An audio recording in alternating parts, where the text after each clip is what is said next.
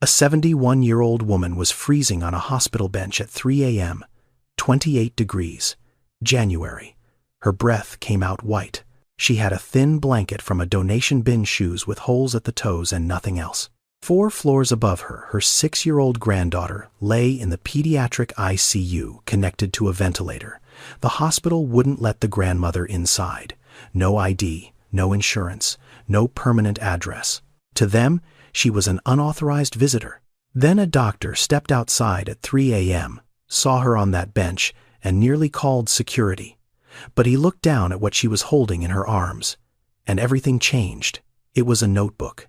That was what she was holding. Not a bag of belongings, not a bottle, not the scattered possessions of someone living on the street with nowhere to go. It was a small composition notebook, the kind you buy at a dollar store for 99 cents, with a black and white marbled cover and a cracked spine from being opened too many times. Dr. Marcus Calloway almost walked past her. He almost went back inside, called security, and let the system do what the system always does with people who sleep on hospital benches at 3 in the morning. But something made him stop. Maybe it was the way she was sitting. Not slumped, not sprawled. She was sitting upright, back straight, the notebook clutched against her chest like it was the most valuable thing she owned. Because it was. "Ma'am, are you okay? Do you need medical attention?" Beverly Williams looked up at him with eyes that were exhausted but sharp, clear. The eyes of someone who was fully aware of exactly where she was and exactly why she was there. "I am fine. Is my granddaughter okay? Room 412, Destiny Williams." Marcus paused. He knew room 412. 6-year-old girl, acute myocarditis. Been in the pediatric ICU for weeks. The chart listed no emergency contact, no family on file. The nurses had noted that the child sometimes cried for her grandmother at night, but no one had ever come during visiting hours to claim her. And here was the grandmother, not inside the hospital, outside it, in January. At 3 in the morning. "How long have you been out here?" Beverly looked at him the way you look at someone when the answer is too heavy to say quickly. 47 days. Marcus felt something shift in his chest. He looked at the notebook in her hands. "May I?" Beverly hesitated. Then she handed it to him. Her fingers were stiff from the cold, the knuckles swollen, the skin cracked and dry. These were not the hands of someone who had given up. These were the hands of someone who had been holding on too hard for too long. He opened the first page. The handwriting was shaky but deliberate. Every letter formed with care, the way someone writes when they know the words matter. Day 1, temperature 102.4. They gave her something through the IV. She cried when they put the needle in. The nurse with the short hair was kind to her. He turned the page. Day 2, temperature 101.8. She asked for me. They told her I would come during visiting hours. I came at 7 a.m. They let me stay 1 hour. Page after page, 47 of them. Each one a record of her granddaughter's condition gathered from fragments. A question asked to a nurse through a closing door. A glimpse through the ICU window. A detail overheard from a shift change conversation in the hallway. Beverly had built an entire medical log from the outside of a building she was not allowed to enter. Some entries were clinical. Oxygen level, 94%. New medication started. Moved to different monitor. Some were personal, in a way that made Marcus's throat tighten. Day 23. She smiled today. First time in 3 weeks. Day 31. She drew a picture of our old apartment. She put me in the window. Day 40. She asked if I forgot about her. I need to find a way to get inside. The ink on several pages was smeared. Water damage. Marcus looked at the bench, looked at the open sky above it, and understood. It had rained 6 times in the last 47 days. Beverly had sat through every storm. Here is what most people do not know about hospitals in America. The ICU has rules: visiting hours, identification requirements, insurance verification. These policies exist for good reasons: security, patient safety, infection control. But they also create invisible walls that keep certain people out. People without a permanent address. People without government-issued ID. People whose relationship to a patient cannot be confirmed through a database. Beverly Williams was Destiny's grandmother. She had raised that child since she was 2 years old. She was the only family Destiny had ever known. But the system could not see that. The system saw an unverified visitor with no documentation. And so, the system put a glass door between a grandmother and her dying grandchild and told Beverly to come back during approved hours with proper identification. Beverly came back every single day. She just never left. Marcus closed the notebook. He looked at Beverly. She was watching him with an expression he recognized. It was the look of someone waiting to be dismissed. Someone who had learned that people in authority usually said no, and the best you could do was ask politely and accept whatever answer came. He handed the notebook back. 47 days, he said quietly. You have been out here for 47 days. She is my granddaughter. Beverly said it simply. Like it explained everything. And it did. Beverly Williams had not chosen to be homeless. She had not chosen to lose her husband, her home, her savings. She had not chosen for her daughter to disappear into addiction or for her granddaughter to get sick. But she had chosen one thing every single day for 47 days. She had chosen to stay. To understand how Beverly ended up on that bench, you have to go back, not to the hospital, not even to the shelter. You have to go back 34 years to a classroom in West Baltimore, where a young woman named Beverly Turner, before she became Beverly Williams, stood in front of 23 four-year-olds on her first day as a preschool teacher. She was 22. She had just graduated from Coppin State with a degree in early childhood education and a belief deep and unshakable that every child deserved someone who showed up for them, not just sometimes, every day. That belief did not come from a textbook. It came from her own grandmother, Mama Lorraine, who had raised Beverly after her mother left. Mama Lorraine cleaned office buildings at night and braided hair on weekends and never once let Beverly go to school without a pressed uniform and a packed lunch, even when the lunch was nothing more than a biscuit and a piece of fruit. You do not let a child see the struggle, Mama Lorraine used to say. You let a child see the love. Beverly carried that into every classroom she ever taught. For 34 years at Garrison Elementary, she was the teacher who stayed late, who learned every child's name by the second day, who kept a drawer full of clean socks and granola bars for the kids who came to school without breakfast. She married Raymond Williams when she was 28. A good man, quiet, worked for the city, drove a sanitation truck for 26 years. They bought a small row house on Reisterstown Road. Nothing fancy.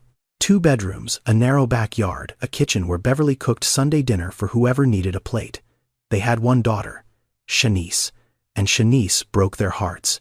It started in high school. Painkillers after a sports injury. Then something stronger. Then something that swallowed her whole. Beverly and Raymond tried everything. Rehab 3 times. Family counseling. Tough love. Soft love. Prayer. Nothing held. Shanice would get clean for 6 months, relapse, disappear, come back thinner and harder, disappear again. When Destiny was born, Shanice was 23 and already too far gone to hold a baby steady. Beverly was in the delivery room. She cut the cord. She took Destiny home from the hospital 2 days later and never brought her back. Shanice signed informal custody papers. Not legal guardianship. Just a handwritten agreement notarized at a check-cashing store that said Beverly would care for Destiny until Shanice got better. Shanice never got better. Then Raymond got sick. Lung cancer. Stage 3 by the time they caught it. 8 months of chemotherapy. 3 surgeries. Raymond died on a Tuesday morning in October, holding Beverly's hand, whispering that he was sorry for leaving her with so much to carry. The hospital bills came to $187,000. Even with Medicare, even with the supplemental insurance, the out-of-pocket costs consumed everything. The savings account, the emergency fund, the small life insurance policy that was supposed to be Beverly's safety net. Beverly's teacher pension from the state of Maryland was $1,400 a month. Rent on the row house was $1,100. That left $300 for food, utilities, medicine, bus fare, Destiny's school supplies, and the minimum payments on medical debt that grew faster than she could touch it.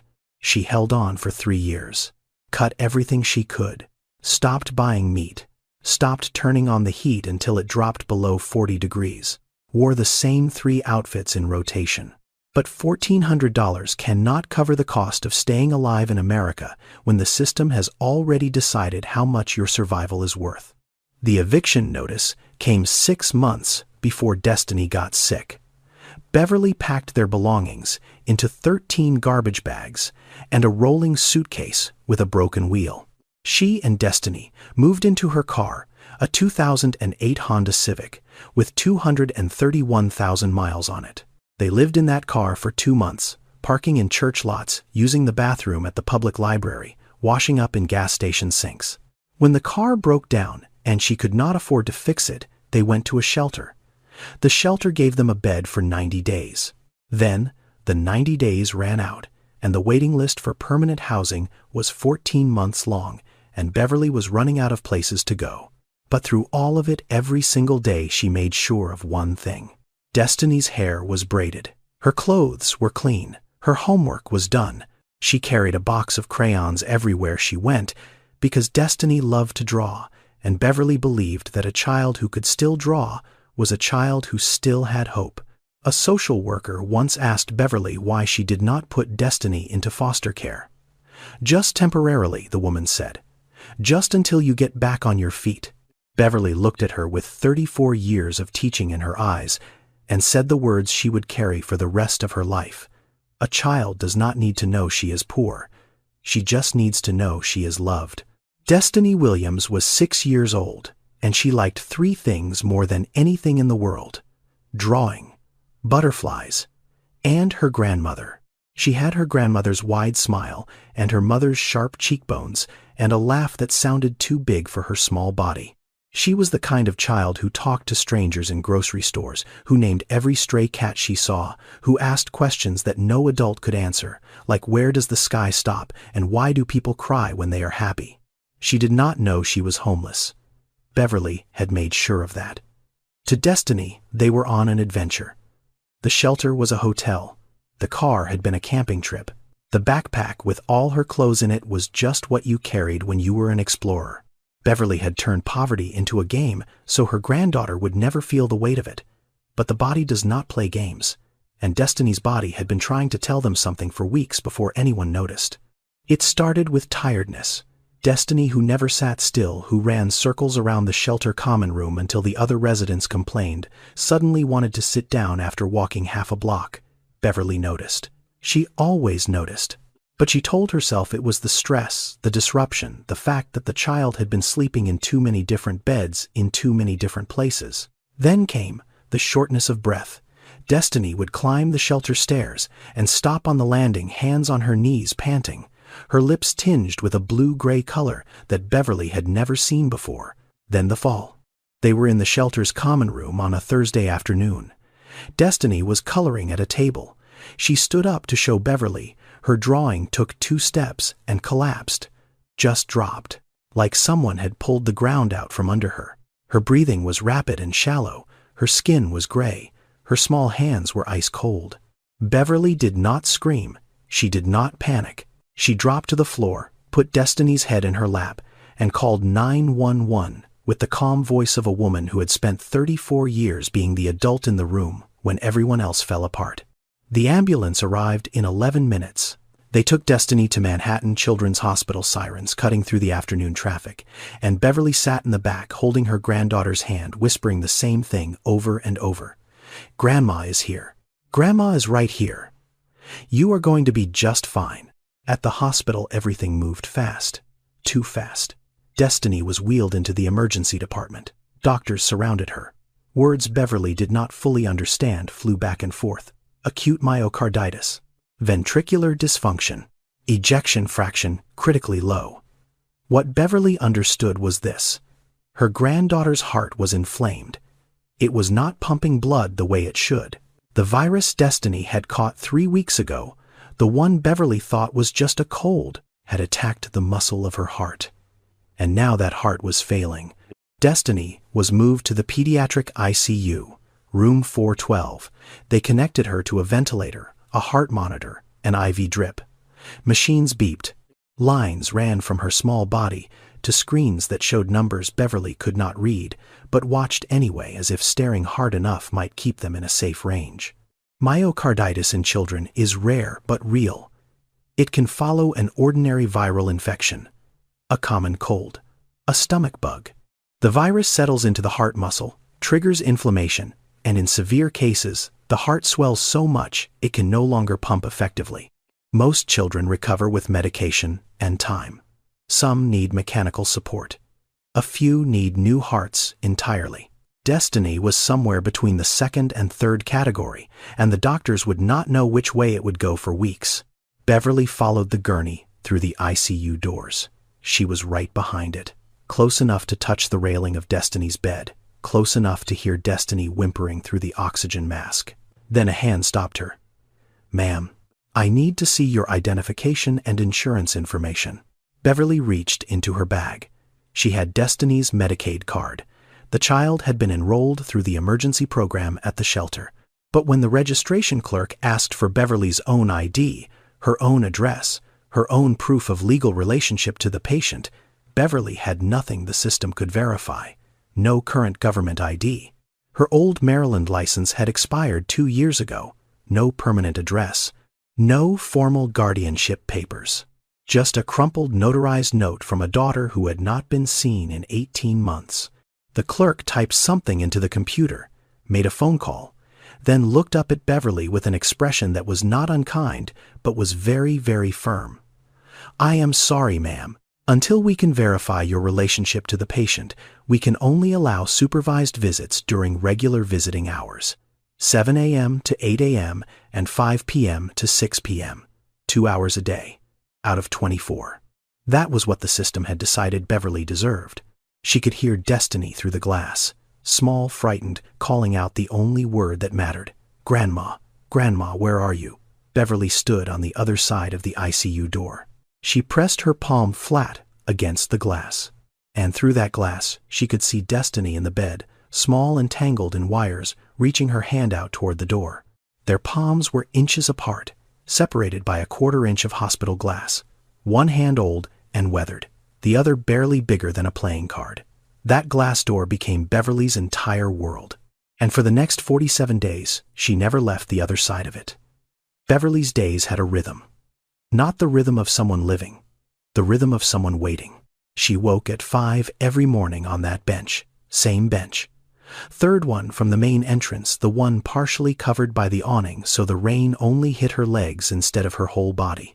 She folded the donation blanket into a neat square and tucked it into her plastic bag.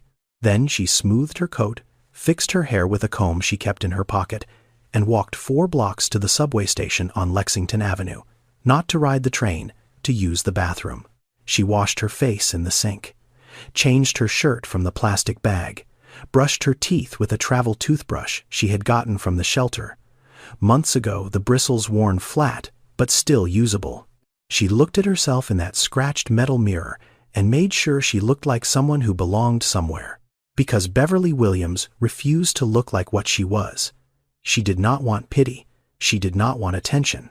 She wanted to be at that hospital door at 7 a.m. when visiting hours started. That was all. 7 a.m. The glass doors opened. Beverly walked in, signed the visitor log with steady hands, took the elevator to the 4th floor, and sat with Destiny for exactly 60 minutes. She combed Destiny's hair. She told her stories. She held up drawings that Destiny had made the day before, and taped new paper to the bed tray so Destiny could draw more. She checked the monitors, memorized the numbers, asked the nurse what medications had changed. At 8 a.m., a nurse would come in and say visiting hours are over. Beverly would kiss Destiny's forehead, tell her she would be back at 5 and walk out through the glass doors. Then she went back to the bench. For 9 hours, Beverly sat outside that hospital. She sat while ambulances screamed past her. She sat while taxicabs pulled up and parents rushed in, carrying stuffed animals and balloons and gift bags from toy stores. She sat while couples walked in holding hands, wearing clean clothes, smelling like coffee shops, carrying the confidence of people whose biggest problem today was that their child had a broken arm or a bad fever. Things that would heal. Things that had timelines. Beverly carried a composition notebook and a box of 24 crayons. That was her luggage. She wrote in the notebook between visits. She recorded everything. What the nurse said about Destiny's oxygen levels. What time the doctors did rounds. Whether Destiny ate breakfast. Whether she slept through the night. She gathered this information in fragments through brief conversations with nurses who were sometimes kind and sometimes too busy and sometimes annoyed that this woman kept asking questions she technically had no authorization to receive answers to. And when she was not writing, she knitted. She had found a ball of yellow yarn in a donation bin at the church 3 blocks away and a pair of knitting needles at a thrift store for 75 cents. She was making Destiny a scarf. Yellow because Destiny said yellow was the color of happy. Beverly's hands moved the needles in the cold, her fingers stiff and cracked the yarn, looping slowly into rows that grew an inch a day. In the United States, more than 2.5 million children experience homelessness every year. And in a growing number of those cases, the person holding the family together is not a parent, it is a grandparent. Nearly 2.7 million grandparents across the country are raising their grandchildren, many of them without legal custody, without financial support, without any formal recognition from the systems that are supposed to protect families. They fall into a gap that no one designed on purpose, but no one has fixed either. Too old for certain aid programs. Too informal to qualify for legal rights, too invisible to be counted in the ways that matter. Beverly was one of 2.7 million, and like most of them, she did not have a voice loud enough for anyone to hear. The security guard noticed her on day 3. His name was Terrence, 29 years old. Big shoulders, quiet voice, the kind of man who wore authority like an uncomfortable suit. He walked over on his first shift and told Beverly she could not loiter on hospital property. Beverly looked up at him. "I am waiting for visiting hours." "Visiting hours are not for 9 more hours, ma'am. You cannot sit here all day. I will be quiet. I will not bother anyone." Terrence hesitated. Then he walked away. The next day he told her the same thing, and the day after that. By the end of the first week he had stopped telling her to leave and started ignoring her, which Beverly understood was its own kind of permission. By the second week, something shifted. Terrence would walk past the bench on his rounds and glance at her. He noticed she was always in the same spot, never asked for money, never talked to anyone, never left except to use the bathroom and come back. She sat straight, kept her area clean, folded her blanket every morning. She was not behaving like someone who had nowhere to go. She was behaving like someone who had chosen exactly where to be. On day 15, Terrence walked past the bench at 6:30 a.m., 30 minutes before visiting hours. He did not look at Beverly. He set a paper cup of coffee on the far edge of the bench and kept walking. Beverly picked it up. It was hot, black, no sugar. She wrapped both hands around it and held it against her chest. Neither of them said a word. He brought coffee every morning after that. And every morning neither of them said a word about it.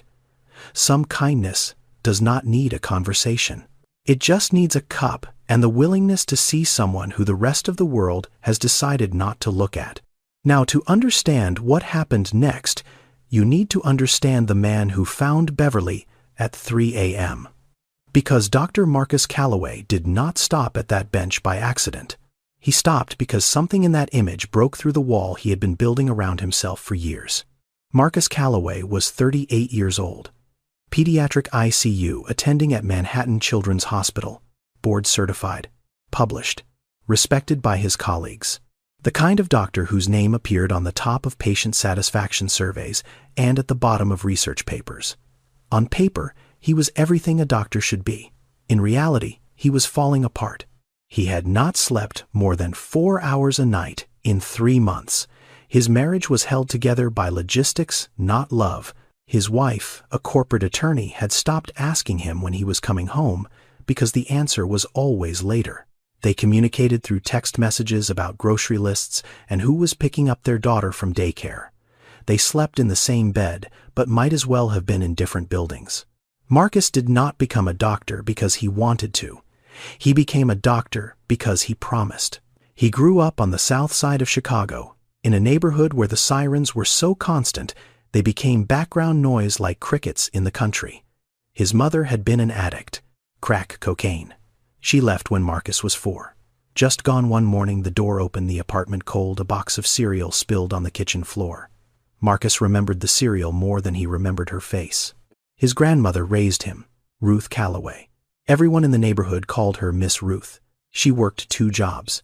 Daytime, she cleaned rooms at a Holiday Inn off the expressway. Nights, she did laundry at a nursing home. Her hands were always dry, always cracked, always smelling of bleach and fabric softener. She wore the same 3 church dresses in rotation and kept her Bible on the kitchen table like other people keep a salt shaker. Miss Ruth had a rule. One rule: you do your homework before you do anything else. She did not care about basketball, did not care about video games, did not care about what the other boys on the block were doing. You come home, you sit at this table, and you do your work. That is how you get out. That is how you become something. Marcus did his homework every single night at that kitchen table, and Miss Ruth sat across from him, folding laundry or reading her Bible, just being there. Not helping because she had only finished 8th grade and could not help with algebra, but being there, present, constant. The way grandmothers are when they have decided that a child will not fall through the cracks on their watch. Make something of yourself, she told him once, pressing his church shirt the night before a scholarship interview. Make something so you can help people who look like us. People nobody else is going to help. Marcus got the scholarship, then another one, then medical school, then residency, then fellowship, then a job at one of the best pediatric hospitals in the country. He made something of himself. Miss Ruth never saw it. She died of a heart attack on a Tuesday morning in Marcus's 2nd year of college. Collapsed in the laundry room of the nursing home where she worked nights. They found her on the floor between 2 washing machines, still holding a folded sheet. Marcus had carried that image for 16 years. The grandmother who gave him everything, dying alone on a concrete floor in a building full of people who did not know her name. And now, at 3 a.m. on a frozen January night, Marcus had stepped outside because he could not sleep, because he had lost a 4-year-old patient named Elijah 6 days ago, because he was questioning whether any of this mattered, whether saving some children just to lose others was a career or a punishment. He stepped outside to breathe, and he saw a 71-year-old woman on a bench, same age as Miss Ruth when she died, same dark skin, same posture, sitting upright, even in exhaustion, back straight, chin level, the posture of a woman who had been taught that dignity was something you wore, not something you earned. His feet would not move. His brain said, walk past. His body said, stop. He stopped. And that is why Marcus Calloway sat down on that bench instead of walking past it. Not because he was a hero, not because he was extraordinarily kind, because he saw his grandmother and his body remembered what it felt like to be loved by someone who had nothing except the decision to show up. If you are already invested in Beverly's story, stay with me. Because what happens next between her and Dr. Calloway will change both of their lives in ways neither of them could have imagined. Subscribe now so you do not miss a single moment. Marcus sat down on the bench next to Beverly, not standing over her, not crouching to her level like you would with a child. He sat beside her the way you sit next to someone you are choosing to be equal with. It was a small thing, but Beverly noticed. She had spent 47 days being looked down at, literally. People passed her on that bench, and their eyes went over her head or through her body like she was furniture. The doctors, the nurses, the visitors, the delivery drivers, even the other homeless people who sometimes drifted by. Everyone looked past her or down at her. This man sat next to her. I am one of her doctors, Marcus said. Room 412. Destiny Williams. Beverly's whole body changed. Her shoulders came forward. Her hands tightened on the notebook. Her eyes, which had been guarded and still, suddenly flooded with everything she had been holding back for 47 days. Is she okay? Is she worse? They changed her medication on Tuesday. The new one. Is it working? She has been coughing more at night. I can hear it sometimes from outside when the windows are cracked. Is that the infection? Or the fluid? Marcus stared at her. This woman, on a bench, in 28-degree weather, was asking clinical questions. Specific, informed, detailed. Questions that some parents who sat in the ICU family lounge all day never thought to ask. How do you know about the medication change? I asked the nurses. During visiting hours, some of them tell me things, some of them do not. I write it all down. She held up the notebook. Marcus had already seen it. But now, under the yellow glow of the hospital's exterior lights, Beverly opened it to a random page and handed it to him. He read, Day 34. Temperature 99.1, down from yesterday. Nurse with the braids said the echo showed slight improvement. Destiny ate half a cup of applesauce and 2 bites of toast. She asked about her mother.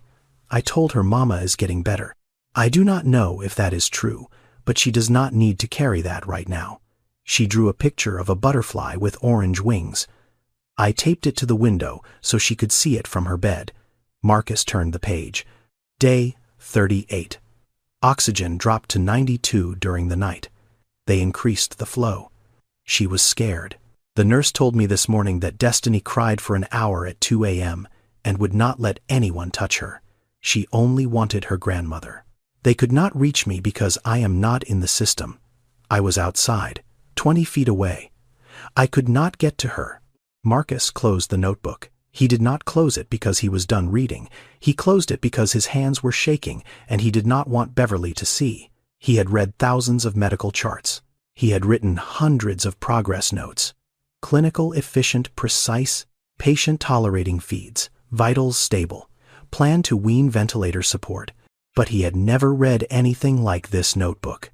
Because this was not a medical chart. This was a grandmother's love translated into data. Every temperature reading was an act of vigilance. Every medication note was a refusal to be left out.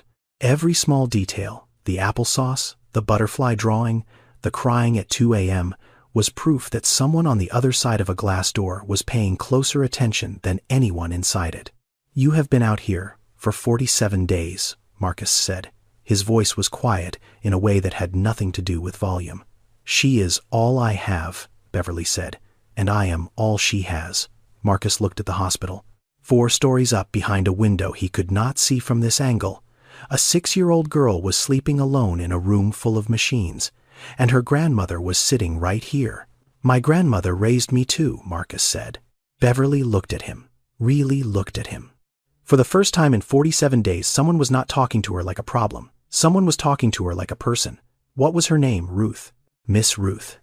She sounds like a good woman. She was the best woman I ever knew. They sat in silence for a moment. The kind of silence that is not empty but full, the kind that happens when 2 people recognize something in each other that does not need to be explained. Then Marcus stood up. Come with me, he said. Beverly looked at him, confused, cautious. She had learned that when people in authority say follow me, it usually means you are about to be told no in a different room. Where room? 412. It is 3:30 in the morning. Visiting hours do not start until 7, I know, Marcus said. Come with me anyway. What Dr. Calloway did next broke every rule in that hospital, and it started a chain of events that no one, not the administrators, not the lawyers, not even Beverly herself, could have predicted. Marcus swiped his badge at the ICU entrance. The lock clicked. The heavy door swung open, and Beverly Williams walked into the pediatric intensive care unit for the first time in 47 days outside of visiting hours. The unit was quiet, that particular 3 a.m. quiet that only hospitals have, where the fluorescent lights hum and the monitors beep in slow rhythms and the hallway feels like it is holding its breath. 2 nurses sat at the central station. One looked up, saw Dr. Calloway, saw the old woman beside him, and opened her mouth to say something. Marcus shook his head. Just slightly. The nurse closed her mouth. They walked to room 412. Marcus opened the door slowly. The room was dim, lit only by the glow of monitors and a small nightlight shaped like a moon that one of the nurses had brought from home because Destiny was afraid of the dark. Destiny was asleep. Small and still under a white hospital blanket, her braids fanned out on the pillow, her chest rising and falling in time with the ventilator's rhythm. Wires ran from her chest to machines. An IV line snaked from her left hand. She looked fragile in the way that only sick children look fragile, as if the weight of the sheets might be too much. Beverly stopped in the doorway. She did not rush in. She stood there, one hand gripping the doorframe, and just looked at her granddaughter. Not through glass, not from a bench 4 stories below. She looked at Destiny the way you look at something you thought you might never see again up close. Then she walked to the bed. She sat in the chair beside it. And she reached out and took Destiny's hand. It was the first time she had touched her granddaughter in 47 days without a sheet of glass between them. Beverly's hand, rough and cold and cracked from weeks of sleeping outside, wrapped around Destiny's small, warm, IV-bruised fingers. Beverly did not cry. She did not make a sound. She just held that hand and closed her eyes and began to hum, low, barely audible, a melody that Marcus did not recognize, but that Destiny's body seemed to know. Because something changed on the monitors. Marcus saw it happen. The heart rate, which had been fluctuating between 95 and 115 for days, began to settle. It dropped to 88, then 84, then held steady at 82, the most stable reading the child had shown in 47 days. There is research on this. Real published peer-reviewed research. Studies have shown that the presence of a familiar caregiver, particularly one with a strong emotional bond to the patient, can stabilize heart rate, lower cortisol levels, reduce agitation, and improve recovery outcomes in critically ill children. The body recognizes safety before the mind does. And Destiny's body recognized her grandmother's hand, her grandmother's voice, her grandmother's specific and irreplaceable presence. The machines knew what the system did not. This woman belonged here. Marcus stood in the doorway and watched. He did not interrupt. He did not check the monitors up close. He did not do anything medical at all. He just let a grandmother hold her granddaughter's hand in a dark room at 3:30 in the morning. He stood there for 15 minutes. Then he heard footsteps behind him. Nurse Patricia Goodwin, 55 years old, 31 years in pediatric nursing. She had seen everything. Every kind of parent, every kind of loss, every kind of miracle. She ran the night shift with precision and rules and an iron commitment to protocol that had earned her the respect of every doctor in the unit and the fear of every new resident. She looked past Marcus into room 412. She saw Beverly. She saw the hand-holding. She saw the monitors. She did not need Marcus to explain. She could read the numbers. She could see the heart rate. She could see that this child, who had been restless and unstable for weeks, was sleeping peacefully for the first time since admission. Patricia looked at Marcus. Marcus looked at Patricia. Neither of them spoke. Patricia turned around and walked back to the nursing station. She did not raise her voice. She did not call security. She sat down, opened the patient chart, and noted the time. But the next morning, she filed a report. Because Patricia Goodwin followed the rules. That was who she was. And the rules said that an unverified visitor in the ICU at 3:30 a.m., regardless of the outcome, was an incident that required documentation. She did it without anger. She did it without malice. She did it because she believed that systems only work when people follow them. And she was not wrong about that. But she was not entirely right either. Because sometimes the system is the problem, and sometimes the people who break the rules are the only ones who see it. The call came at 7:15 a.m. Marcus had not slept. He was still in his scrubs from the night before, sitting in the break room with a cold cup of coffee, Kana living playing the image of Beverly holding Destiny's hand in that dark room, the heart monitor settling, the humming, the quiet. His phone buzzed. Conference room B. Now, he knew what it was about.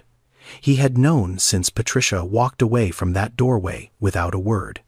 He had known, and he had done it anyway.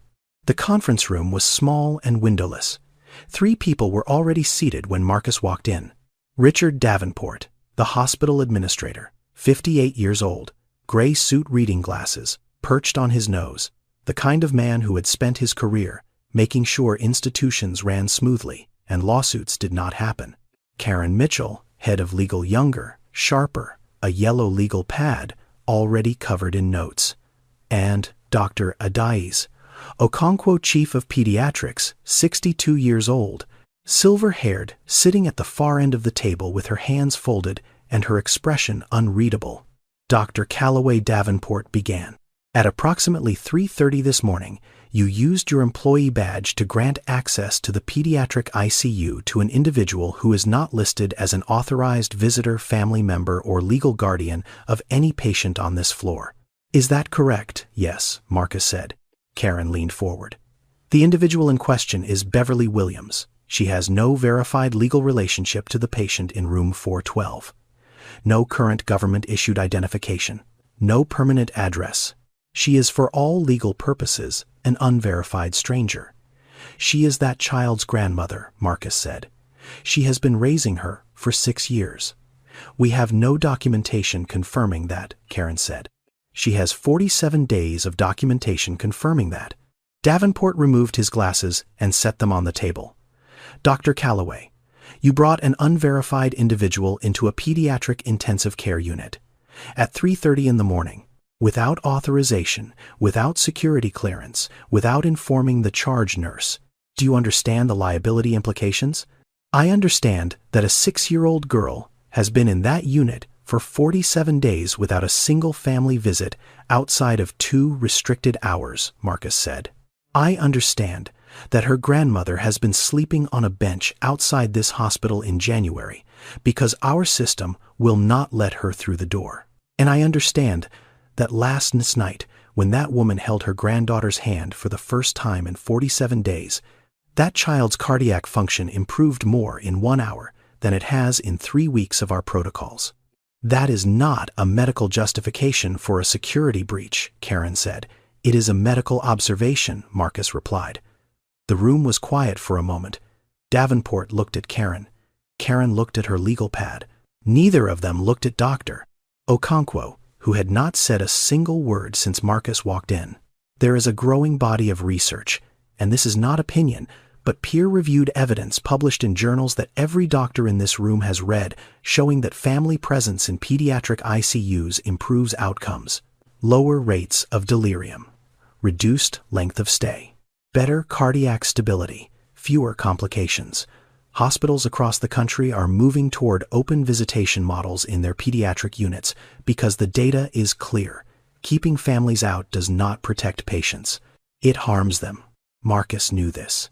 He had read the studies. He had cited them in grand rounds presentations. But knowing something in an academic context and acting on it at 3:30 in the morning with your career on the line are 2 very different things. Davenport spoke again. Dr. Calloway, regardless of the clinical outcome, you violated hospital policy. This will be formally documented. You will receive a written reprimand. And any further unauthorized visitor access will result in suspension of your privileges. Is that clear? Yes, Marcus said. It is clear. The meeting appeared to be over. Davenport reached for his glasses. Karen closed her legal pad, and then Dr. Okonkwo spoke for the first time. The child's cardiac function improved 12% overnight. Her voice was calm and precise. First measurable improvement in 3 weeks. I reviewed the chart this morning. I would like to know what changed. No one answered. Dr. Okonkwo looked at Marcus, then at Davenport, then at Karen. I would like to know. She repeated what changed. And she let the silence sit there. Heavy. Unanswered. A question that none of them could address without admitting something the institution was not ready to admit. That a grandmother on a bench might have done more for that child in 1 hour than 47 days of restricted visiting policy had accomplished. The consequences did not stop with Marcus. They rolled downhill the way consequences always do in systems designed to protect themselves, and they landed on the person who had the least power to absorb them. Beverly was sitting on her bench at 8:45 a.m. when a hospital security officer approached her. Not Terrence, A different guard. Older. Official clipboard. He asked for her visitor badge. Beverly unclipped it from her coat and handed it over. She had worn that badge every day for 47 days. It was laminated.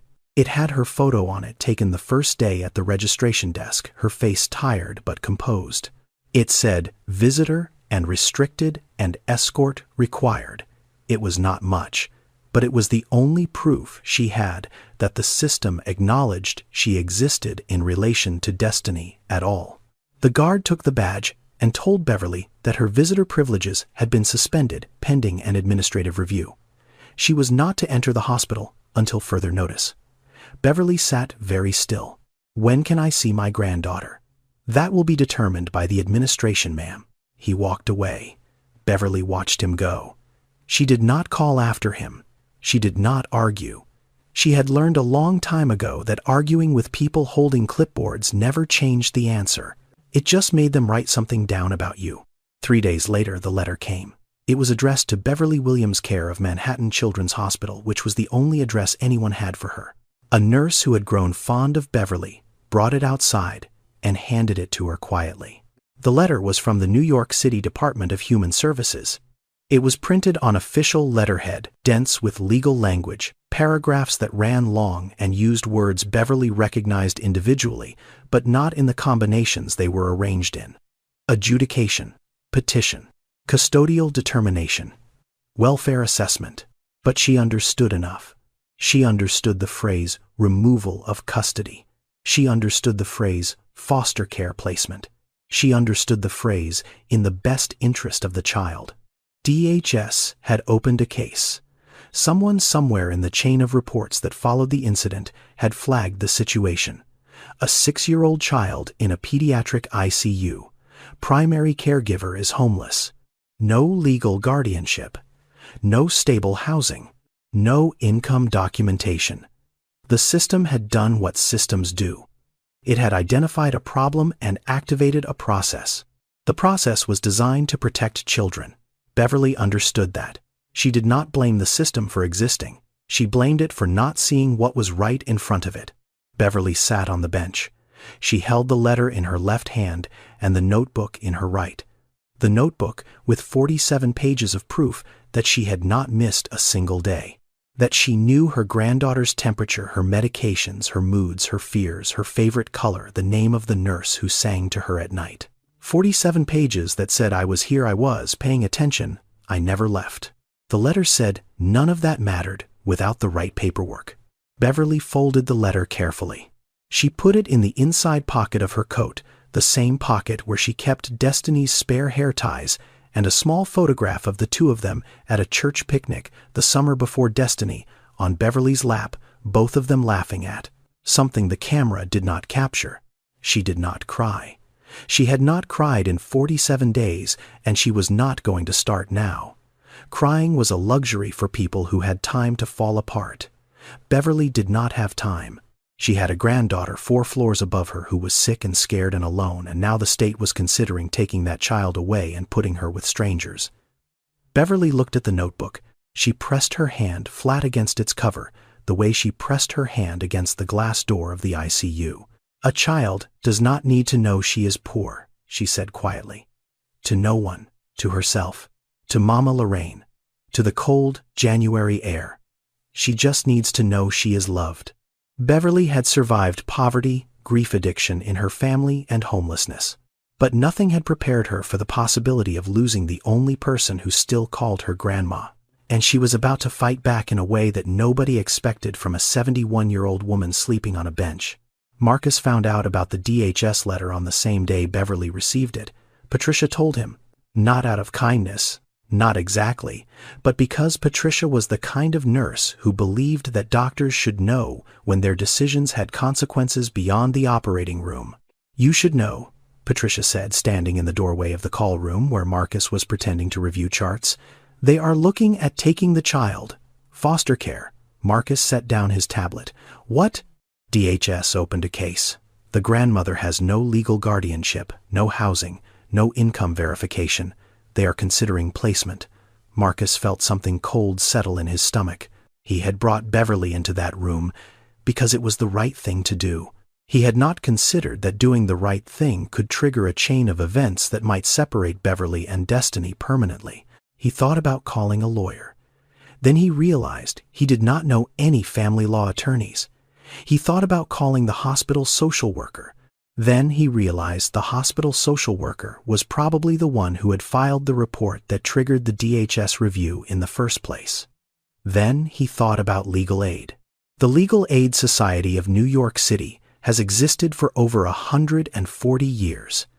It is the oldest and largest provider of free legal services in the country. They handle more than 300,000 cases a year: housing disputes, immigration hearings, criminal defense, and family law. Custody battles for people who cannot afford a private attorney, which in New York City means most people. Marcus called them at 4 in the afternoon. By 5:30, he was on the phone with a woman named Denise Okafor. Denise was 34, a family law attorney. She had grown up in the foster care system herself, bounced between 6 homes before aging out at 18, put herself through college and law school on scholarships, and sheer refusal to be defined by her circumstances. She specialized in kinship custody cases, grandparents raising grandchildren, aunts raising nieces, the informal family arrangements that hold communities together, but that the legal system treats as invisible. "Tell me about the grandmother," Denise said. Marcus told her everything: the bench, the 47 days, the notebook, the heart rate improvement, the DHS letter. Denise was quiet for a moment. "You said she kept a notebook every day for 47 days, medications, temperatures, behavioral observations. She recorded everything." "That notebook," Denise said, "slowly is the best evidence of caregiving I have ever heard described in a custody case. Most of my clients are lucky if they can produce a school enrollment form. This woman built a medical log from the outside of a building." They met the next day. Marcus, Denise, and Beverly sitting on that same bench because Beverly had nowhere else to go, and Denise was not the kind of lawyer who needed a conference room to do her job. Denise looked through the notebook, page by page. She asked Beverly questions. Not legal questions. Human questions. Who enrolled Destiny in school, Beverly? Who took her to the doctor for checkups, Beverly? Who braided her hair and packed her lunch and walked her to the bus stop every morning, Beverly? Who sat with her when she had nightmares, Beverly? Who knew that Destiny's favorite color was yellow and her favorite food was applesauce, and she was afraid of the dark, Beverly? Here is what most people do not understand about guardianship in America. Millions of grandparents are raising their grandchildren. About 2.7 million of them, according to the Census Bureau. But the majority of these arrangements are informal. No court order. No legal paperwork. Just a grandmother who stepped in when a parent could not. And because there is no legal documentation, these grandparents exist in a gray zone. They cannot make medical decisions. They cannot enroll children in school without jumping through bureaucratic hoops. They cannot sign permission slips or access school records or authorize emergency treatment. And when the state comes looking, they have no legal standing to say this child is mine. Beverly had raised Destiny for 6 years without a single piece of official paper confirming what everyone in her life already knew. Denise began building the case. She pulled Destiny's school records from PS 47 in Baltimore, where Beverly had enrolled her. Attendance records showing Beverly signed Destiny in and out every day. Emergency contact forms listing Beverly as primary guardian. A letter from Destiny's first-grade teacher saying that Miss Williams is the most involved and dedicated caregiver I have encountered in 12 years of teaching. She pulled medical records, every well child visit, every vaccination, every sick visit, Beverly's name on every form, Beverly's signature on every consent. She gathered character references.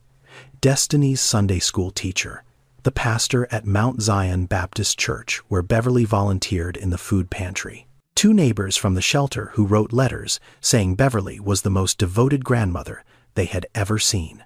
A former colleague from Garrison Elementary who had known Beverly for 28 years and described her as the kind of woman who never stopped showing up for children. And then Shanice appeared. Not in person, by phone. DHS had contacted her as the biological parent, as they were legally required to do. Shanice was in a residential treatment facility in upstate New York, 6 months into a 12-month program. She was sober. She was trying. But she was not ready, and she knew it. Denise spoke with Shanice for 45 minutes. It was a difficult conversation. Shanice loved her daughter. She said that. She said it 3 times. But she also said the truest thing she had ever said. My mama is Destiny's mother. I gave birth to her, but my mama raised her. I am not in a place to take care of anyone right now. I just want Destiny to be safe, and she is safest with my mama. Shanice's statement was helpful, but her existence also complicated the case, because legally, a biological parent's rights take precedence over a grandparent's, even an absent parent, even an addicted parent. The court would have to consider Shanice's status before granting Beverly formal guardianship. It added time. It added hearings. It added layers. And time was something they did not have. Because while Denise was building the legal case and Marcus was gathering medical evidence and Beverly was sitting on a bench waiting for permission to see her own granddaughter Destiny, was getting worse. Dr. Okonkwo called Marcus into her office on a Tuesday afternoon. She closed the door. She did not sit down. Neither did he. The echocardiogram from this morning shows significant decline, she said. Ejection fraction has dropped to 22%.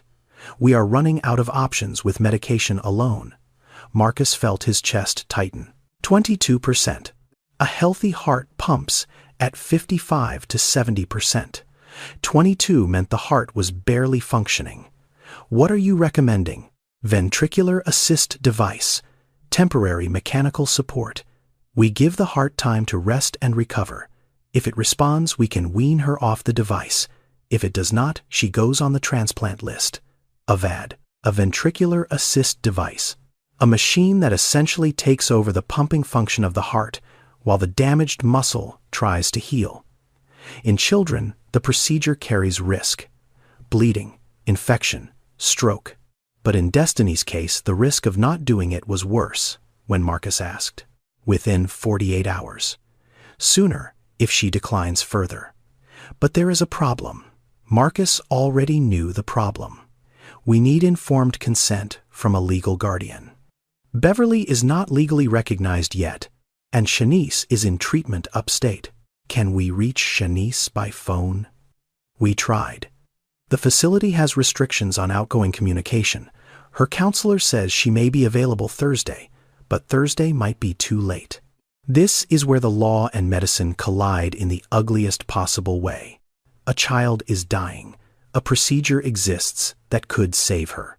A grandmother is sitting 20 feet away who would sign any paper, agree to any risk, do anything to save that child's life. But the law does not recognize her hand as the hand that can hold the pen. An emergency guardianship order. That was the option Dr. Okonkwo laid out. In the state of New York, when a child requires urgent medical intervention and no authorized guardian is available to consent, a court can grant temporary emergency guardianship. The process is designed to move fast, 24 to 72 hours. A judge reviews, the evidence determines that the child's welfare is at immediate risk, and grants a temporary order allowing a designated adult to make medical decisions. But even fast in legal terms means paperwork and hearings and documentation, and Destiny's heart was not operating on legal timelines. Marcus walked outside. He found Beverly on the bench. She was knitting. The yellow scarf was almost finished, now long enough to wrap twice around a small neck. He sat down next to her. Destiny needs a procedure, he said, a device to help her heart. Beverly's hands stopped moving. When soon? Maybe tomorrow. Maybe the next day. What kind of procedure? Marcus explained it in simple terms. A small machine. It would help pump blood while Destiny's heart rested. It was not a transplant. It was a bridge. A way to buy time. Beverly listened. She did not interrupt. When he finished, she asked the question she already knew the answer to. They need me to sign for it. Yes, and they will not let me. Not yet. We are working on it. There is a court process. Emergency guardianship. It can happen quickly. Beverly looked up at the hospital. 4 floors. Room 412. Somewhere behind that glass, her granddaughter's heart was failing. She set down the knitting needles. She stood up. She walked to the ICU entrance. The glass door was locked, as always. Beverly pressed her palm flat against it. The same gesture, the same glass, the same hand. But this time, Destiny was not pressing back from the other side. Destiny was in a bed connected to machines, her small heart struggling to do the one job it was designed to do. Beverly stood there with her hand on the glass and spoke to a granddaughter who could not hear her. "Hold on, baby. Grandma is coming. I just need them to let me in." The hearing was scheduled for 9 a.m. the next morning. Emergency session, family court, downtown Manhattan. Denise had filed the petition at 6 p.m., and the court had expedited it because a child's life was on the line and the clock was not waiting for anyone. Beverly arrived at 8:15. She was wearing the best clothes she had, a pair of black slacks that she had kept folded at the bottom of her plastic bag for months, creased from storage but clean, a white button-down shirt that the shelter manager had lent her that morning when Beverly explained where she was going. The shirt was slightly too big. Beverly had rolled the cuffs twice to keep them from covering her hands. She had combed her hair and pinned it back. She had cleaned her shoes with a wet paper towel in the subway bathroom. She looked like what she was, a 71-year-old woman who had spent 47 nights on a bench and was now standing in a courthouse trying to prove she deserved to take care of the child she had already been taking care of for 6 years. The courtroom was small, not like the courtrooms on television. No jury box, no gallery full of spectators. Just a judge's bench, 2 tables, a court reporter, and fluorescent lighting that made everyone look slightly unwell. Denise sat at one table with Beverly. At the other table sat the DHS attorney, a man named Gerald Watkins, mid-40s organized professional doing his job. Not a villain, just a man with a file and a legal obligation to argue that Beverly Williams did not meet the state's criteria for custodial fitness.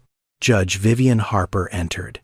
60 years old, silver reading glasses. She moved with the efficient calm of someone who had seen thousands of these cases and understood that behind every file number was a family being pulled apart. "Counselor," the judge said to Denise. "Present your petition." Denise stood. She was precise and focused the way lawyers are when they know the evidence is strong but the stakes are too high for confidence. "Your Honor, my client Beverly Williams is petitioning for emergency temporary guardianship of her granddaughter Destiny Williams, age 6, currently in the pediatric ICU at Manhattan Children's Hospital. Destiny requires an urgent medical procedure, a ventricular assist device implantation. Without a legal guardian's consent, the hospital cannot proceed. Destiny's biological mother, Shanice Williams, is currently in a residential treatment facility and cannot be reached in the required timeframe. Miss Beverly Williams has been Destiny's primary and sole caregiver for 6 years." Denise placed the notebook on the table. This is a 47-day record of Miss Williams's daily documentation of her granddaughter's medical condition, written from outside the hospital, where Miss Williams was denied entry due to lack of formal identification and housing. I also submit school enrollment records, medical visit records, character references from educators, clergy, and community members, and a written statement from Destiny's biological mother confirming Miss T.F.T.H. Williams as primary caregiver. Gerald Watkins stood. "Your Honor, DHS acknowledges Miss Williams's involvement in the child's life.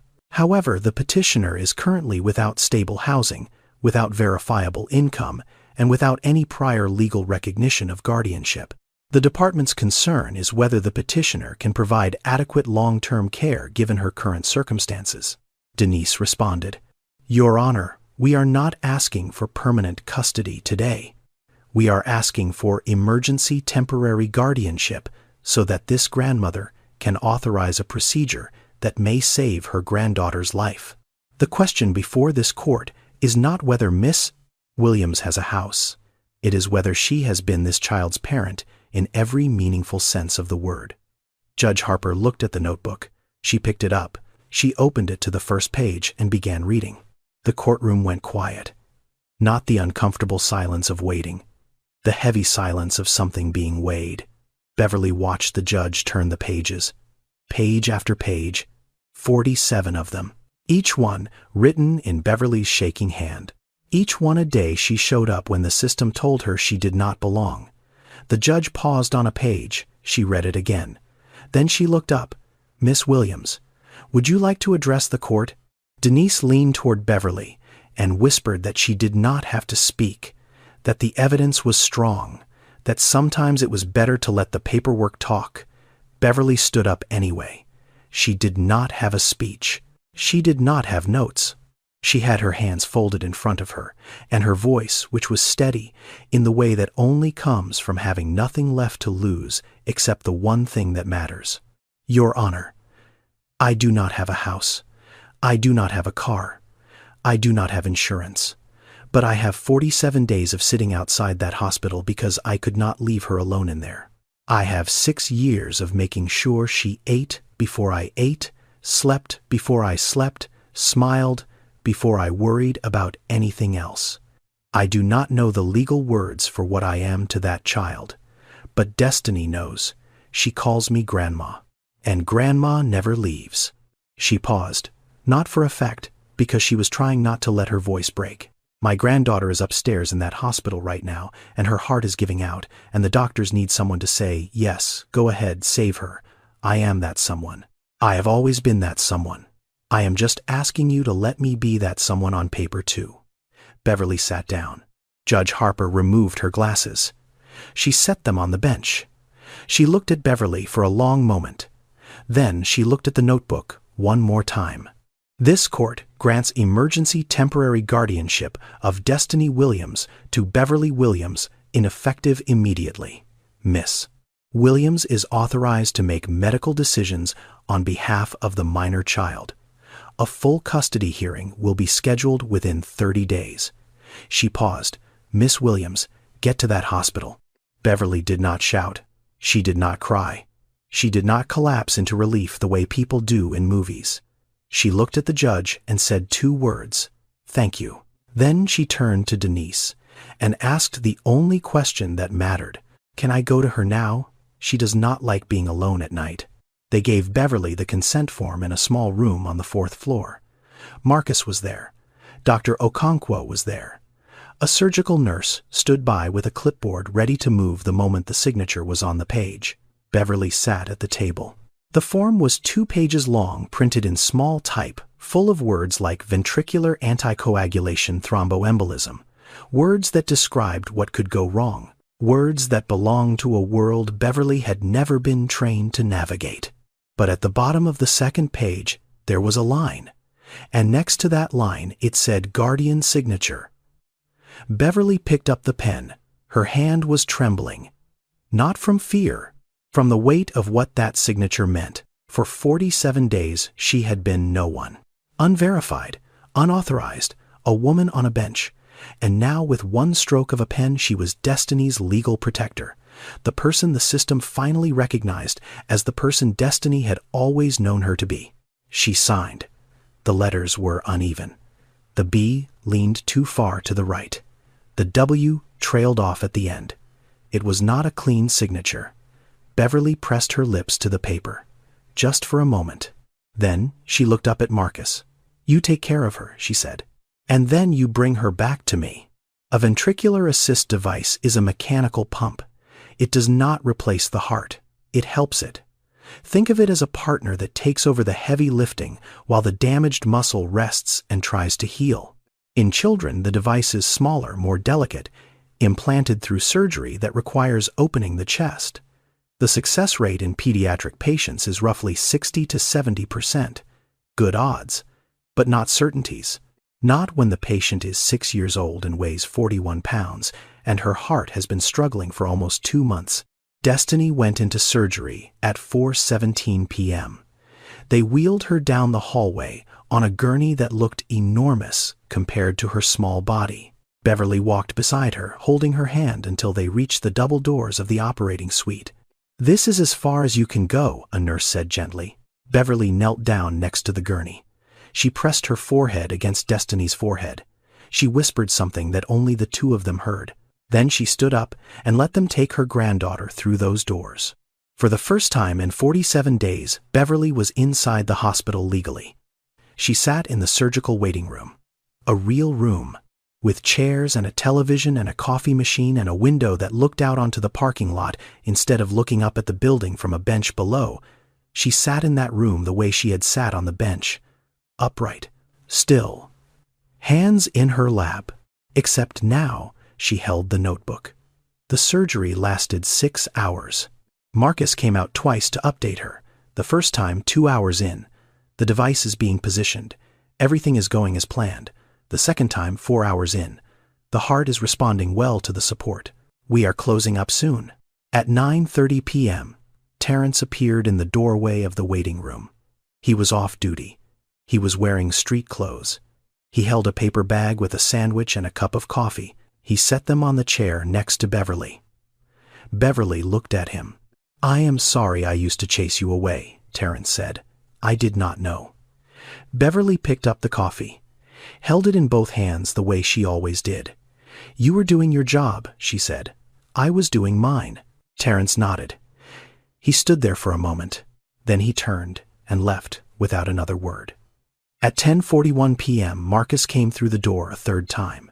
He was still in his surgical gown. His eyes were tired, but he was smiling. "She is out. The device is working. Her numbers are already improving. She is going to recovery now. You can see her in about an hour." Beverly opened the notebook to page 48. A blank page.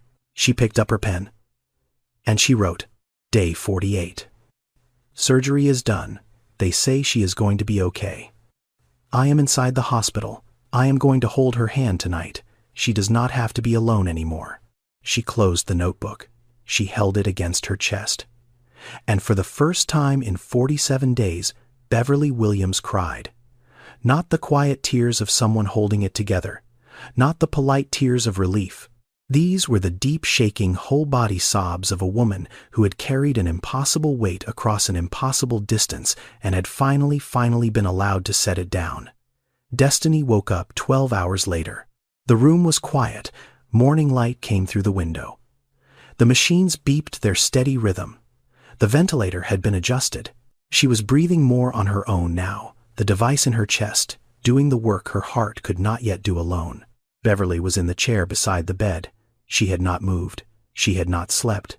She was holding Destiny's hand the same way she had held it that first night Marcus brought her in. The same steady grip. The same stillness. Destiny's eyes opened. Slowly. Blinking against the light. Confused the way children are when they wake up in hospitals surrounded by machines, uncertain of where the dream ended and the waking began. She turned her head. She saw Beverly. Her eyes went wide. "Grandma, I am here, baby. You are inside, I am inside. I am right here." Destiny's fingers tightened around Beverly's hand. Her bottom lip trembled. Not from pain, from something bigger than pain. "You did not leave. I never left. I was right outside the whole time." And then Destiny said something that Beverly was not expecting. Something that changed the weight of every single one of those 47 days. "I know," Destiny whispered. "I could see you from the window. Every day." Beverly's breath caught. She stared at her granddaughter. "What?" "The window in my room. It faces the front of the hospital. I could see the bench. I could see you sitting there. Every morning when I woke up, I looked out the window and you were there. And every night, before I fell asleep, I looked and you were still there." Beverly's hand was shaking. "Destiny, why did you never tell the nurses? Why did you not ask them to let me in?" Destiny's voice was barely audible. "Because I was scared that if I told them they would make you go away. They would move you somewhere I could not see you. And I needed to see you, Grandma. Even if I could not touch you. I needed to know you were there." A 6-year-old girl had been protecting her grandmother the same way her grandmother had been protecting her. From opposite sides of a window. One keeping watch from a bench below. The other keeping watch from a bed above. Both holding on to the only thing they had left, which was the knowledge that the other one was still there. Still close, still refusing to leave. Beverly pulled Destiny's hand to her lips and held it there. She did not speak. There was nothing left to say that had not already been said through 47 days of silence, 47 pages of notes, and 47 nights of choosing not to leave. What happened next inside that hospital was not a miracle. It was not a fairy tale ending brought about by a wealthy stranger or a sudden windfall of cash. It was something slower, quieter, and in many ways more meaningful. It was a policy change. Dr. Okonkwo brought the data to the medical board 2 weeks after Destiny's surgery. She did not make an emotional argument. She made a clinical one. She presented Destiny's case numbers, the 47 days of restricted visiting, the stagnant cardiac function during that period. Then the night Beverly was present. 12% improvement in ejection fraction, stabilized heart rate, reduced agitation, improved sleep patterns, and after Beverly was granted legal access and remained at bedside, continued steady improvement, leading to successful device implantation and early signs of cardiac recovery. One patient, Dr. Okonkwo, told the board, "One case. I am not claiming this is a clinical trial, but I am asking you to look at what we already know from the research and tell me why we are not acting on it." She cited the studies, published peer-reviewed in journals that every member of that board had read at some point in their careers. Research from institutions across the country showing that unrestricted family presence in pediatric ICUs leads to better clinical outcomes, lower rates of delirium, shorter hospital stays, reduced medication needs, improved patient satisfaction, lower parental anxiety, which in turn reduces cortisol exposure for the child. The major pediatric hospitals that had already moved to open visitation models were seeing the results, not in theory, in practice, in real numbers, in real children who recovered faster because the people who loved them most were allowed to be in the room. Our current policy, Dr. Okonkwo said, treats family as a disruption. The evidence says family is a treatment. Marcus presented his report next. He had titled it, "The Case for Family-Centered ICU Care," and he had spent 2 weeks writing it not as a defense of what he had done that night, but as a proposal for what the hospital should do going forward. He documented Beverly's case without using her name. He cited the research. He proposed a pilot program. The model was straightforward. Any patient in the pediatric ICU could have one identified primary caregiver granted 24-hour access, not based on insurance, not based on housing status, not based on whether the person had a government-issued ID or a formal custody document, based on one thing. Can you verify that this person is part of this child's life?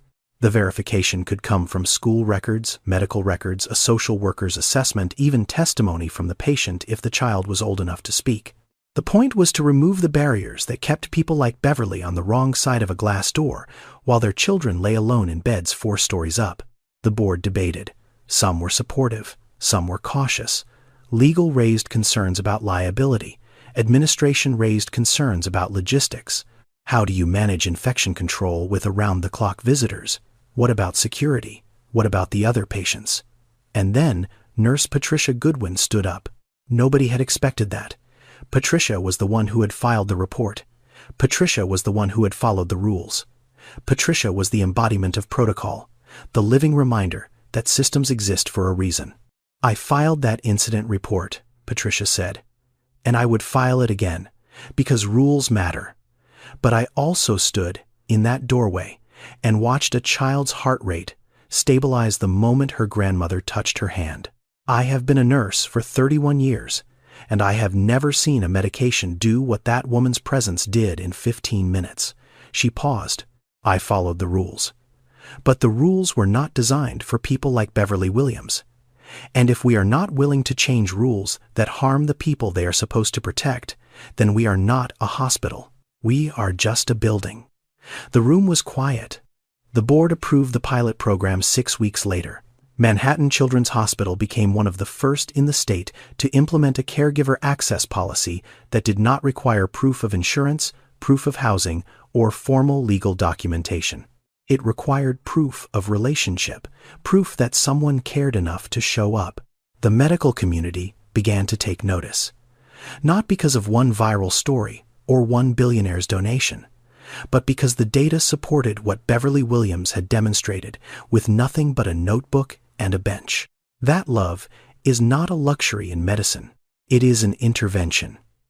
And the people we exclude from the healing process are often the ones the patient needs most. 4 months after the surgery, they removed the device. Destiny's heart had healed enough to pump on its own. Not perfectly. She would need checkups for years, medication, monitoring, but the muscle was working. The blood was flowing. The 6-year-old girl who had almost died in a hospital bed while her grandmother sat on a bench outside was going to live. Denise completed the permanent guardianship, filing 3 weeks after the emergency order. The full hearing took less than 40 minutes. Judge Harper reviewed the case, noted that DHS had withdrawn its petition for foster placement after Beverly secured stable housing and granted permanent legal guardianship of Destiny Williams to Beverly Williams. Beverly walked out of that courtroom, holding a piece of paper that said what Destiny had known her entire life, that this woman was her family, that this woman had the right to make decisions for her, that this woman belonged. The apartment came through a Section 8 housing voucher. Denise's office had connected Beverly with a social worker who specialized in grandfamily cases, and that social worker had navigated the waiting list, the paperwork, the inspections, the bureaucratic maze that stands between a homeless person and a front door key. It was a 1-bedroom apartment on the 2nd floor of a brick building in Jamaica, Queens. Small. The kitchen had a window that faced a parking lot. The bathroom tile was cracked in one corner. The hallway was narrow enough that Beverly could touch both walls if she stretched out her arms. It was the most beautiful place Beverly had ever seen. She moved in on a Saturday. She did not have much to move. The rolling suitcase with the broken wheel, the plastic bags, the box of crayons, the knitting needles, and the finished yellow scarf. And the notebook. Beverly made the bed first. She smoothed the sheets tight the way Mama Lorraine had taught her. Hospital corners, pillowcase tucked clean. She placed the box of crayons on the small desk by the window next to a stack of drawing paper she had bought at a dollar store with the first money she did not need for food.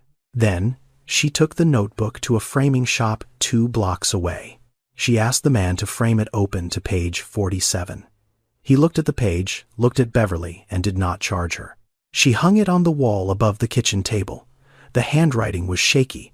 The ink was smeared in places from rain. But the words were clear. Day 47. They let me in today. I held her hand. She is going to be okay. We are going to be okay. Destiny came home from the hospital on a Wednesday. She walked through the front door slowly, still weak, still careful, her chest sore from the surgery scar that was fading but not gone. She looked around the apartment. She touched the wall. She looked at the kitchen. She looked at the bedroom. She looked at the crayons on the desk. Are we home, Grandma? We are home, baby. Beverly did not become wealthy. There was no surprise inheritance. No lottery ticket. No billionaire stepping in with a check. She lived on $1,400 a month from Social Security. Destiny was covered by Medicaid. The rent was subsidized. The groceries came from careful budgeting and the food pantry at Mount Zion Baptist, where Beverly had started volunteering again. It was not a fairy tale. It was a Tuesday, but it was theirs. 1 year after the night he found Beverly on that bench, Marcus Calloway stood in the lobby of Manhattan Children's Hospital next to a new sign. It was small, tasteful, mounted on the wall beside the information desk. The Ruth Calloway Family Bridge Program, connecting families to housing, legal aid, and social services. Because no one should have to choose between being with their child and having a place to sleep. He had named it after his grandmother, the woman who worked 2 jobs and died on a laundry room floor and never got to see what her grandson became. Marcus had spent 16 years carrying the guilt of not being there when Miss Ruth collapsed. He had spent 16 years trying to make something of himself the way she asked. And for the first time standing in that lobby, looking at her name on a wall, in a hospital where families would be helped because of what she taught him, he felt like he had actually done it. The program was simple. When a child was admitted to the pediatric ICU and the family was identified as housing insecure or lacking legal documentation of guardianship, a social worker from the Family Bridge team would intervene immediately. Not after discharge, not after the crisis, during it. They connected families with emergency housing, with legal aid attorneys who could file guardianship petitions, with food assistance and transportation vouchers, and the 100 small things that fall apart when you are spending every hour of every day trying to keep a child alive. Marcus ran the program alongside his clinical duties. It was more work. It was always more work. But it was the kind of work that made the rest of it bearable. Every time he lost a patient, every time the machines won and the body did not, he could walk into that lobby and see his grandmother's name and remember why he stayed. Beverly was the program's first volunteer. She came to the hospital every Tuesday and Thursday. Not to the ICU, to the lobby. She sat in a chair near the entrance with a cup of coffee and a composition notebook, and she waited for the people the system was about to overlook. She could spot them instantly. The grandmother in the hallway, who looked like she had been sleeping in her car. The grandfather pacing outside the ICU door at 2 a.m. The aunt who had driven 4 hours and did not know how to ask for a visitor badge. Beverly saw them because she had been them. She would walk over, sit beside them, and say the same thing Marcus had said to her on that bench a year ago. "I know how this feels. Let me help." She showed them how to talk to the nurses, how to ask for the social worker, how to keep a notebook because documenting your child's condition gives you something to hold on to when everything else is falling apart. She connected them with Denise at Legal Aid. She told them about Section 8 and Medicaid and the grand family support programs that most people had never heard of.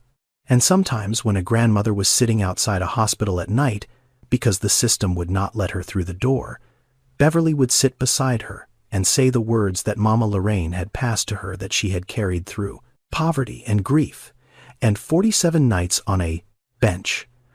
A child does not need to know she is poor. She just needs to know she is loved. And love means showing up every single day. Marcus watched Beverly work from across the lobby one afternoon. He watched her hand a notebook to an elderly man who had been sleeping in the waiting room for 3 nights. He watched her explain the visiting policy in simple terms. He watched her put her hand on the man's shoulder and say something that made him nod and sit up straighter. He thought about Miss Ruth, about the folded sheet they found in her hands, about the kitchen table where he did his homework every night, about the promise he made and the long, winding, painful road it took to keep it. Help people who look like us. People nobody else is going to help. He looked at Beverly across the lobby. She was laughing now, showing the old man something in her notebook. And Marcus felt something he had not felt in a very long time. He felt like his grandmother was proud. 3 years later. A classroom in Queens. 3rd grade. PS 112. Destiny Williams sat at her desk. She was 9 years old now.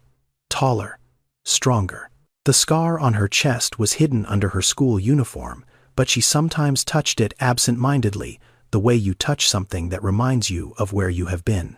She had her grandmother's wide smile and her mother's sharp cheekbones and a laugh that still sounded too big for her body, though her body was catching up.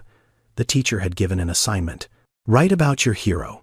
Most of the kids wrote about athletes or pop stars or characters from movies. One boy wrote about his father, who was a firefighter. One girl wrote about her older sister who had taught her to ride a bike. Destiny wrote about a notebook. My grandma did not have a house, but she had a notebook. She wrote about me every day for 47 days because she said if she could not hold my hand, she could at least hold my story. She sat outside the hospital every single day and every single night, even when it was cold, even when it rained, even when they told her to leave. She did not leave. She never left. She said that is what love does. It pays attention. My grandma is not famous. She is not on TV. She does not have a lot of money. But she is my hero, because when everybody said she could not be with me, she found a way to be with me anyway. She wrote it down so I would know. And I know. I always knew. Because I could see her from the window. The teacher read it after class. She read it twice. Then she put it in an envelope and sent it home with a note that said, "This is the most beautiful thing a student has ever written in my classroom." Beverly read it at the kitchen table that night while Destiny was doing homework in the bedroom. She read it once. Then she held the paper against her chest, the way she used to hold the notebook against her chest on that bench. The same gesture. The same quiet weight of being seen by the one person whose eyes mattered most. Somewhere in a small apartment in Queens, a 74-year-old woman is making dinner for a 9-year-old girl. The notebook sits on the wall in a frame. Page 47 is open. The handwriting is shaky. The ink is smeared. But the words are there, the same words that carried them both through the longest 47 days of their lives. "They let me in today. I held her hand. She is going to be okay. We are going to be okay." Beverly Williams was never invisible. She was just standing somewhere the system was not designed to look. Now, before we go, I want to step outside the story for a moment and talk to you directly. This story is fictional. Beverly and Destiny and Marcus are characters I created. But the issues in this story are not fictional. They are painfully, urgently real. Myocarditis in children is a real condition. It can follow a common viral infection. It can be life-threatening, and it is one of the leading causes of sudden cardiac failure in otherwise healthy young people. The grand family crisis is real. Right now today, nearly 2.7 million grandparents in America are raising their grandchildren, many of them without legal custody, without financial support, without anyone in the system acknowledging that they are doing the hardest and most important job there is. The debate over ICU visiting policies is real. Hospitals across the country are still figuring out how to balance security and infection control with the growing evidence that family presence improves outcomes. Organizations like Generations United are fighting every day for grandfamilies to be recognized and supported. The Legal Aid Society provides free legal help to people who cannot afford an attorney. The National Alliance for Children's Grief supports families navigating loss and illness. These are real organizations doing real work. If this story moved you, look them up. I wrote this story because I keep thinking about all the Beverly Williamses out there right now. Grandmothers sleeping in cars on benches, in shelters just to stay close to the people they love. The system was not built for them, but they show up anyway. Every day, in the cold, in the rain, with nothing but a notebook and the stubborn, unbreakable belief that their grandchild should not have to be alone. If this story made you think about your own grandmother or about someone in your life who showed up for you when the world said they did not qualify, hold on to that. That is not just a memory. That is proof that love does not need paperwork. Thank you for staying with this story all the way to the end. If it touched you, please subscribe to this channel and turn on notifications so you never miss another one. And do me a favor, leave a comment. Tell me about a time someone showed up for you when they did not have to. Or tell me about your grandmother. I read every single comment. And if you know a grandparent raising a grandchild right now, share this video with them. They need to know they are not alone. Until next time, take care of each other, especially the ones the system forgets.